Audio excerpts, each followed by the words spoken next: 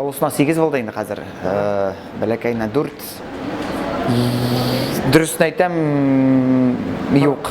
Менің жырларымды білелер, менің қызлар келген, һәм олардың жыртыңларға вақытлар да жоқ, дұрысын айтканда айтыға. Олысын оқиын бегерек, тәгіл гимнастикада бетіне. Бәләкәйі әліге иқтибар еткенде жоқ енді, рус жырларын таңлайында ол. Татарлардан бек таңлаған жоқ. Шундай тырышлык керектір миңа, шундай патриотизм керек. Үйде гел татарча сөйләшергә кирәк. Юк, әле татарча сөйләшеп тә русчаланалар айталар. Шул мультфильмнар карап та ул инде әти-әнидән күбәйер тора инде.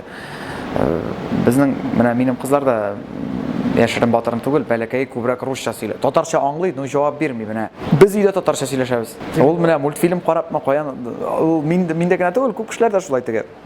Ну, менә хатының әтисенә килгәндә, минем хатын да бала чакта күбрәк русча сөйләшкән, әтисе инде син Маруся дип эндәшкән аңа. Хатының исемен Миләүшә бит инде. Шулай дигәч, менә шул үртәүләр булгач, ничектер күбрәк татарча сөйләшә башлаган Миләүшә. Бәлкем безгә дә шулай итәргә кирәктер дим инде хәзер.